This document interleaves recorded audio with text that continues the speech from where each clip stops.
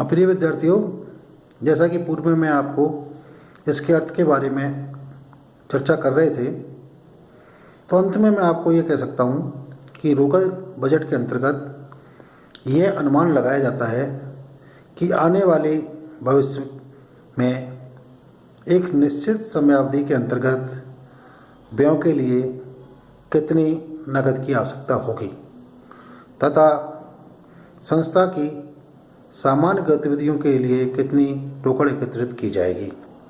साथ ही इससे यह भी ज्ञात होता है कि समय समय पर रोकड़ की शेष क्या स्थिति रहेगी। अब आता है कैश बजट और फाइनेंशियल बजट। कैश बजट और फाइनेंशियल बजट वित्तीय बजट में प्राय रोकड़ बजट एवं पूंजी बजट शामिल किए जाते हैं। अतः जो रोकड़ बजट है वह वित्तीय बजट का एक अंग है, किंतु बजट अवधि तथा प्रस्तुतीकरण की विधि की दृष्टि से दोनों में अंतर है। अंतर क्या है?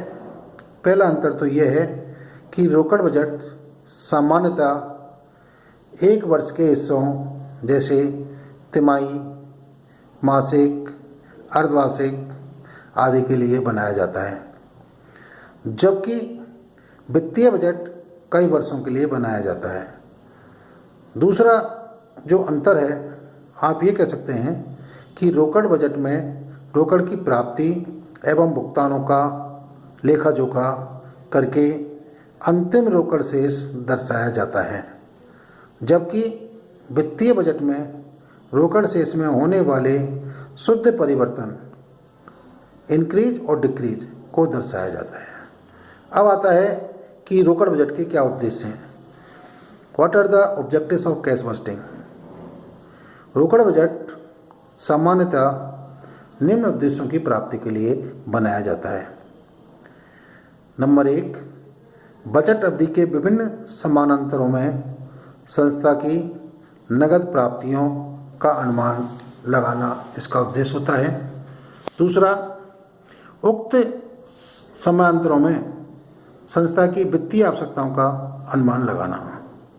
नंबर 3, उक्त समानांतरों में रोकड़ की बचत तथा घाटे का अनुमान लगाना। नंबर 3, संस्था में पड़ी रहने वाली अनावश्यक राशि का लाभदायक उपयोग करना। नंबर 4, भावी नगद घाटे की पूर्ति हेतु उपयुक्त वित्तीय साधनों का चुनाव करना। और नंबर 6, रोकड़ एवं कार्यशील पूंजी में समन्वय स्थापित करना। ये रोकड़ बजट बनाने के, रोकड़ बजटिंग के प्रमुख उद्देश्य होते हैं। अब आता है what are the importance of cash budget.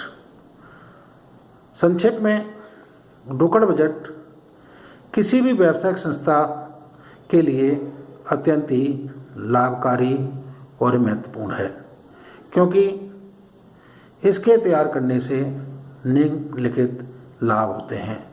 Number 1, रोकड़ की भावी आवश्यकताओं का अनुमान, estimation of future cash requirements. इसकी सहायता से इस बात का पूर्वानुमान लगाया जा सकता है कि कब कितनी मात्रा में रोकड़ की आवश्यकता होगी। नंबर 2, रोकड़ स्थिति को प्रभावित करने वाले कारकों का ज्ञान, awareness of factors affecting cash position. रोकड़ बजट से रोकड़ स्थिति को प्रभावित करने वाले विभिन्न कारकों जैसे स्कंद नीति, वसूली नीति, भुगतान नीति, मौसमी आवश्यकताओं आदि का ज्ञान हो जाता है। नंबर 4, रोकड़ व्ययों पर नियंत्रण, कंट्रोल ओवर कैश एक्सपेंसेज। रोकड़ बजट की सहायता से विभिन्न विभागों द्वारा किए जाने वाले रोकड़ व्ययों पर नियंत्रण स्थापित किया जा सकता है और जो अनावश्यक अपव्यय हैं उन पर भी प्रतिबंध लगाया जा सकता है। नंबर 4 है रोकड़ के नियोजन में सहायक, हेल्पफुल इन कैश प्लानिंग। रोकड़ बजट की सहायता से रोकड़ का नियोजन संभव है, क्योंकि रोकड़ बजट निश्चित समानांतरों पर रोकड़ के अधिक और कमी को दर्शाता है। इससे संस्था रोकड़ के अधिक के समय उसे सही जगह पर विनियोग कर लाभ अर्जित कर सकती है और कमी के समय उपयुक्त स्रोत से वित्त की व्यवस्था की पूर्ति कर सकती है। नंबर 5, उपरोक्त वित्त स्रोत का चुनाव, selection of suitable sources of finance. रोकड़ बजट से यह मालूम होता है कि रोकड़ की कमी अर्थात वित्त की आवश्यकता अल्पकाल के लिए होगी अथवा दीर्घकाल के लिए होगी। इससे प्रबंध के उपयुक्त स्रोतों का चुनाव कर सकता है।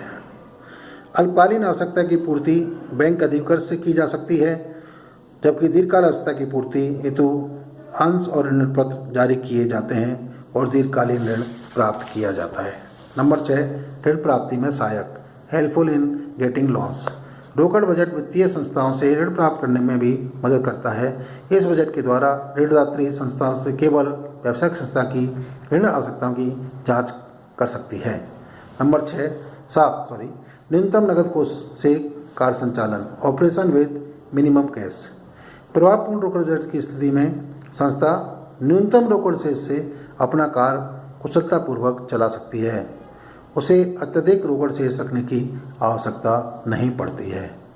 सुदृढ़ लाभांश नीति, साउंड डिविडेंड पॉलिसी। रोकड़ बजट संस्था को सुदृढ़ लाभांश नीति अपनाने में भी मदद करती है। जैसा कि हम सभी जानते हैं, लाभांश वितरण के लिए पर्याप्त विभाजन योग्य लाभों के साथ साथ पर्याप्त रोकड़ का उपलब्ध होना भी अति आवश्यक है। अतः प्रबंध द्वारा रोकड़ की उपलब्धता को ध्यान में रखते हुए लाभांश नीति का निर्धारण किया जा सकता है। और लास्ट है समन्वय में सहायक, हेल्पफुल इन कोऑर्डिनेशन। रोकड़ बजट अन्य क्रियात्मक बजटों के आधार पर बनाया जाता है, अतः इसकी सहायता से कार्यशील पूंजी, विक्रय, विनियोग आदि में समन्वय स्थापित किया जा सकता है। Thank you.